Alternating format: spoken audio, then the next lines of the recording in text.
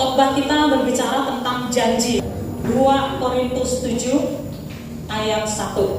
Saudara-saudaraku yang terkasih, karena kita sekarang memiliki janji-janji itu, marilah kita menyucikan diri kita dari segala pencemaran jasmani dan rohani, dan dengan demikian menyempurnakan kekudusan kita dalam takut akan Allah. Amin. Ya, baik ya. Ini tentu saja ditujukan kepada kita semua karena kita sebagai anak-anak Tuhan, kita memiliki janji-janji Allah. Ya, orang dunia mengatakan, mari kita berbuat baik supaya kita masuk surga. Tetapi di dalam Alkitab justru sebaliknya. Kita datang kepada Tuhan Yesus menerima pengampunan. Setelah itu, sebagai orang yang sudah diampuni, sudah ditebus, dan pemilik dari janji Allah, maka kita wajib untuk menjaga diri kita, ya, menyucikan diri kita dari semua pencemaran jasmani dan rohani. Tetapi poin saya hari ini adalah tentang janji, ya, karena kita sekarang memiliki janji-janji itu. Allah memberikan janji kepada kita. Janji tentang kedatangan Yesus Sang Penebus sudah diucapkan, dijanjikan Allah, ya, jauh sebelum Yesus lahir di Bethlehem. Bahkan sejak kejatuhan manusia ke dalam dosa di Taman Eden, Adam dan Hawa sudah menerima janji bahwa akan datang, akan ada Mesias yang akan meremukkan, yang menghancurkan kepala daripada si iblis, karena lawan kita adalah iblis. Lalu Allah berjanji tentang kerajaan Allah, tentang hidup yang kekal.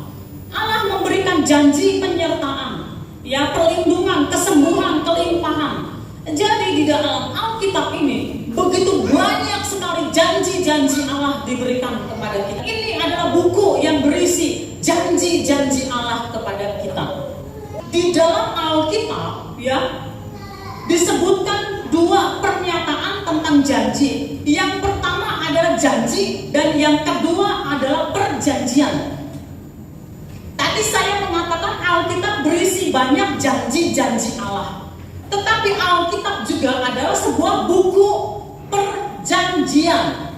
Ya, saudara datang minggu depan karena saya akan berbicara tentang perjanjian. Ini sangat dalam. Kekristenan kita itu jangan cuma sekedar agama saja. Ya, di dalam Alkitab ejaan lama, wasiat lama dan wasiat baru, perjanjian lama dan perjanjian baru. Janji adalah perkataan, ya, dari seseorang yang menyatakan kesediaan dan kesanggupan untuk berbuat sesuatu. Itu janji. Sedangkan perjanjian itu menyangkut kesepakatan yang mengikat kepada 2 pihak. Itulah perjanjian. Ini adalah buku perjanjian atau ikat janji antara manusia dan Allah, antara Allah dan manusia. Jadi janji adalah perkataan yang menyatakan kesediaan seseorang dan kesanggupan seseorang untuk berbuat sesuatu. Sering orang mengatakan janji adalah hutang, ya. Jadi janji bisa diucapkan terhadap diri sendiri, terhadap seseorang, atau terhadap pihak lain mengenai sesuatu. Kadang kita berjanji, saya janji akan mengikuti nasihatmu, saya janji tidak akan mengulangi kesalahan, saya janji akan berubah, saya janji akan datang, saya janji akan pergi, dan seterusnya. Di dalam setiap hari, di dalam kehidupan kita, kita sering mengucapkan janji-janji, baik kepada anak kita, pada orang-orang lain, ya. Dan mungkin tanpa kita sadari kita banyak sekali melanggar janji-janji kita.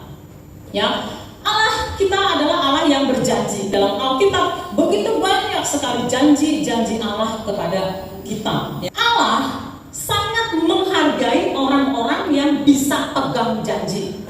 Menghargai itu bukan berarti persetujuan, ya.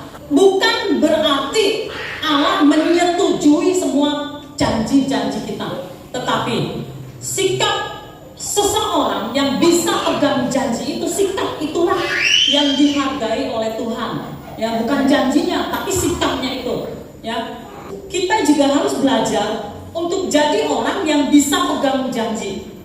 Kalau saudara mau sukses ya di dalam kehidupan saudara, saudara belajar untuk bisa pegang janji. Kalau ada orang yang mau memberi pekerjaan, orang akan cari orang yang karakternya baik ya dan bisa pegang janji.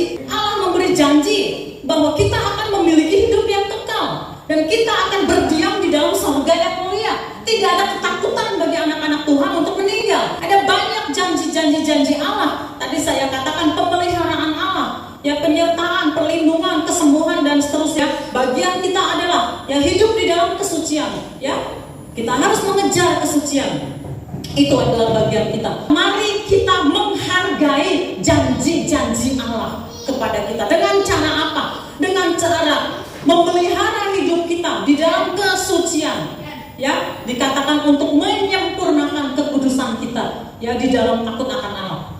Takut akan Allah artinya menjauhi kejahatan. Allah memberikan janji dan janji. Di satu ketika nanti Yesus akan datang kembali ke dunia ini.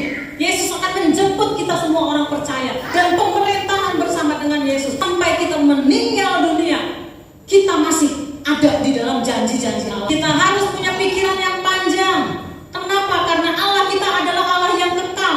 Allah berjanji kepada kita bahwa Dia terus melibatkan kita di dalam kekekalan. Sampai jadi janji Allah diberikan lewat dari Alkitab ini. Dan kita sebagai pemegang janji, mari kita menghargai janji tersebut.